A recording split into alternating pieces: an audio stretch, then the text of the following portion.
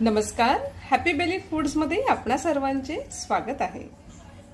गुढीपाडव्यानिमित्त आज श्रीखंड दाखवणार आहे, तर त्यासाठी घेतलेलं आहे 1 लिटर फुल फॅट म्हशीचं दूध। आता गॅस ऑन केलेला आहे आणि बारीक गॅसवर त्याला तापवून घ्यायचं आहे। दूध तापलेलं आहे आणि ते वर येतं म्हणून थोडं चमच्यात आतमध्ये घालायचं आहे। आता फेस जो येतो ना तो आतमध्ये घ्यायचा, म्हणजे दूध उतू येत नाही। साधारणतः 5 मिनिट दूध अजून उकळून घ्यायचं आहे, म्हणजे दही लावताना घट्टसर असं दही लागेल। चमचा असा आतमध्ये ह्या साइडने ठेवायचा आहे, म्हणजे दूध उतू येत नाही। 5 मिनिट झालेले आहेत आणि दूधही थोडंसं किंचित कमी झालेलं आहे। आता ह्या अशा प्रकारे दूध व्यवस्थित उकळवून घेतलं की हे दही खूप छान घट्टसर जमण्यास मदत होते। आता गॅसचा फ्लेम बंद करूयात आणि दूध गार झालं की रात्रभर फ्रीज मध्ये ठेवायचं आहे आणि मग त्याची पुढची प्रोसेस पुढे सांगते तुम्हाला। रात्रभर फ्रीज मध्ये दूध ठेवलेलं होतं। आता तुम्ही बघू शकत आहात की साय किती छान त्याला घट्ट अशी साय आलेली आहे। ते काढून घेऊयात।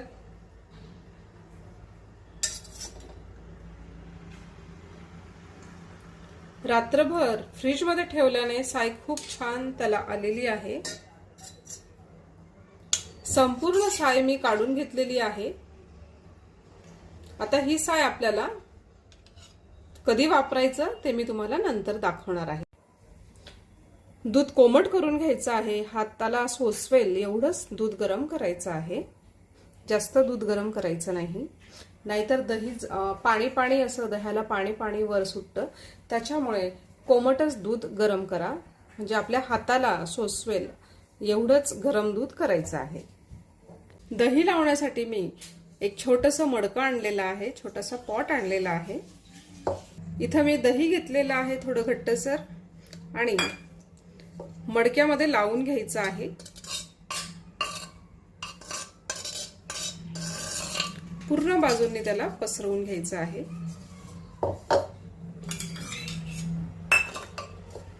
अगदी 2 टेबलस्पून मी दही घेतलेलं आहे आणि ते 2 टेबलस्पून दही घेतलेलं आहे आणि ते सर्व बाजूंनी असं लावून घ्यायचं आहे। चमच्याच्या ऐवजी स्पॅच्युलाने दही लावूयात, म्हणजे काय होईल सगळीकडे लागेल आणि दह्यात स्टीलचा चमचा असल्यामुळे मडक्याची माती निघण्याची शक्यता असते, म्हणून थोडंसं स्पॅच्युलाच्या साहाय्याने लावून घेऊयात। सर्व बाजूंनी दही लावून घेतलेलं आहे। जर तुमच्याकडे मडकं नसेल तर मग तुम्ही असं पातेल्यात सुद्धा लावू शकता किंवा मोठं पातेलं घ्या। मला येतं आहे छोट्या क्वांटिटीत लावायचं आहे, म्हणून मी लहानचं भांडं तुम्हाला दाखवण्यासाठी घेतलेलं आहे। अगोदर आता हे छोट्या भांड्यातलं दही लावून घेणार आहे। दही लावलेल्या भांड्यात दूध टाकलेलं आहे आणि सारखं त्याला असं छान मिक्स करून घ्यायचं आहे। एकाच बाजूने मिक्स करायचं आहे, म्हणजे दही खूप छान लागतं। एक प्लेट झाकून दही बाजूला ठेवून द्यायचं आहे। आता या भांड्यामध्ये मडक्यामध्ये दूध ओतूया। अगदी कोमट दूध आहे। 1 लिटर दूध मी याच्यामध्ये टाकत आहे। एकाच दिशेने मिक्स करून घ्यायचं आहे। ही प्रोसेस तुम्हाला मी रात्री दाखवत आहे, तर मी रात्रभर हे दही ठेवणार आहे। तुम्ही दिवसा करणार असाल तर सकाळी ऊन असतं, दुपारी ऊन असतं। 5 ते 6 तासामध्ये दही छान जमून जातं। आणि जर रात्री करणार असाल तर रात्री ऊन नसल्यामुळे दही हे रात्रभर ठेवलं तरी चालतं, ते आंबट होत नाही। आणि आता याला रात्रभर असंच ठेवणार आहे आणि सकाळी तुम्हाला दाखवणार। आता याच्यावर झाकण ठेवूया, प्लस रात्रभर किचन ओट्यावर ठेवणार आहे आणि सकाळी उठल्या उठल्या फ्रीज मध्ये ठेवायचं आहे, नाहीतर श्रीखंड बनवताना हे खूप आंबट होतं। खूप सुंदर घट्ट असं दही लागलेलं आहे, तुम्ही बघू शकत आहात। खूपच छान असं मस्त घट्ट दही लागलेलं आहे। अजिबात त्याला पाणी नाहीये, कारण आपण हे मडक्यात लावलेलं आहे। अगदी काप करून घ्यायचे, असं सुंदरसं असं दही झालेलं आहे आणि अजिबात आंबट पण नाही, म्हणजे श्रीखंड हे खूप छान होणार. आणि आता एक रुमाल घ्यायचा आहे, पूर्ण दही याच्यावर घालायचं आहे. तुम्ही बघू शकत असाल की किती सुंदर दही रेडी झालेलं आहे. सर्व दही टाकून घेऊयात. संपूर्ण दही काढून घेतलेलं आहे. स्पॅच्युलाच्या सहाय्याने सगळं दही काढलं की संपूर्ण छान व्यवस्थित निघतं. तुम्ही बघू शकत असाल दही अजिबात वायाला जात नाही. आणि मडक्याचं असं स्टीलचा चमचा लावल्याने त्याची माती निघू शकते, तर स्पॅच्युला वापरा, अजिबात माती वगैरे निघत नाही. आता दही काढून झालेलं आहे आणि घट्ट असं हळूहळू असं पाणी निथरवून घ्यायचं आहे.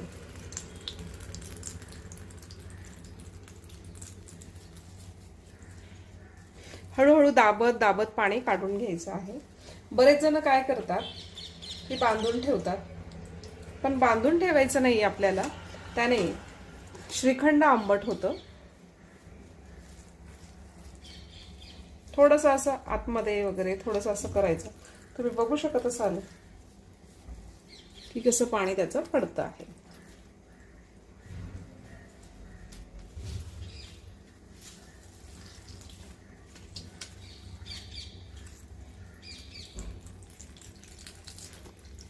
अशा पद्धतीने संपूर्ण पाणी काढून घ्यायचं आहे.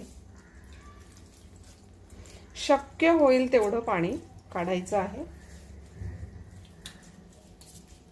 असं थोडं ढिलं सोडायचं, दाबायचं. तुम्ही बघू शकत असाल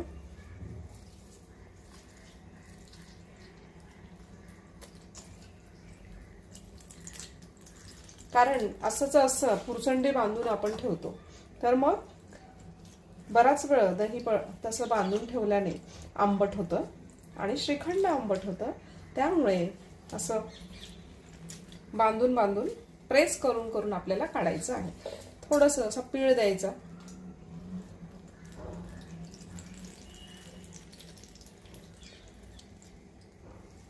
पीळ दिल्यावर तुम्ही बघू शकत असाल की कसं पाणी निघतं आहे. आता दाबायचं, थोडं सैल सोडायचं, खाली पाणी निघतं आहे. चक्का रेडी झालेला आहे. आणि आता तुम्ही बघू शकत असाल की अजिबात खाली पडत नाहीये, म्हणजे समजायचं की चक्का रेडी झालेला आहे.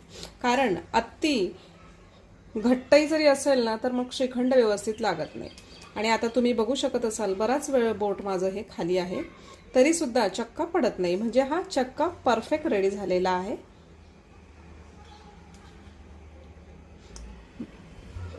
आता ह्या स्टेजला आपण त्याचं पाणी काढणं थांबवायचं आहे.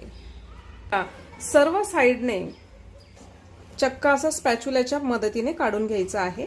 एका प्लेटमध्ये मी काढून घेणार आहे. त्यासाठी 1 वाटी पिठी साखर घ्यायची आहे, किंवा त्यापेक्षा कमी अधिक प्रमाण तुम्ही करू शकता. तर थोडंसं सुरुवातीला अगोदर थोडं घालूयात. आणि जी साय काढून ठेवली होती ना आदल्या रात्री, ती साय सुद्धा इथं घालणार आहोत, म्हणजे श्रीखंड छान हे क्रीमी होईल. तर आता हे संपूर्ण मिक्स करून घ्यायचं. बदाम मी भिजवून ठेवले होते, त्याची साल काढून घेणार आहे आता आणि बारीक काप करून श्रीखंडात घालायचे आहे. अर्धी वाटी साखर इथं मी घातलेली आहे. इथं तुम्ही तुमच्या चवीनुसार साखर ऍड करू शकता. साय घातल्यामुळे खूपच असं मस्त क्रीमी श्रीखंड तयार होणार आहे. सर्व बाजूंनी मिक्स करून घ्यायचं आहे. आणि अति घट्ट पण नाही आणि अति पातळ पण नाही, मस्त श्रीखंड रेडी झालेला आहे. आणि त्याच्यामध्ये आता हे भिजवलेले जे बदाम होते ते घालूयात. तुमच्या चवीनुसार तुम्ही घालू शकता, पण प्रत्येक बाईट प्रत्येक श्रीखंडामध्ये जर असे नट्स आले तर खूपच भारी लागतं. थोडेसे पिस्त्याचे काप घातलेले आहेत. मिक्स करून घ्यायचं आहे। थोडेसे बाजूला काढून ठेवलेले आहे बदामाचे काप। थोडंसं केशराचं दूध घालणार आहोत। थोडं केशर घालायचं आहे म्हणजे छान रंग येईल। मिक्स करून घ्यायचं आहे। तुम्ही याच्यामध्ये फूड कलर पण वापरू शकतात, पण आपलं पूर्णतः छान होममेड आहे त्याच्यामुळे आपण काहीही वापरणार नाही आहोत। आता एका याच्यामध्ये मी काढून घेणार आहे। आता याच्यावर छान काजू बदामाचे काप घालूयात आणि थोडंसं मस्त असं गार्निश करणार आहोत। थोडंसं केशराचं दूध घालणार आहोत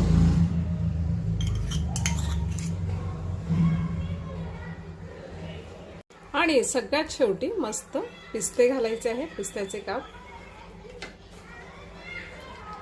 खूपच सुंदर श्रीखंड रेडी झालेला आहे गार्निशिंग करून। मस्त रेडी श्रीखंड झालेला आहे। तुम्ही बघू शकत असाल की किती सुंदर श्रीखंड रेडी झालेला आहे। तुम्हाला ही रेसिपी आवडली असेल तर नक्कीच माझ्या चॅनलला लाईक करा, सबस्क्राईब करा आणि घरगुती श्रीखंड ते खूपच सुंदर असं श्रीखंड रेडी झालेला आहे। माझा व्हिडिओ बघितल्याबद्दल धन्यवाद।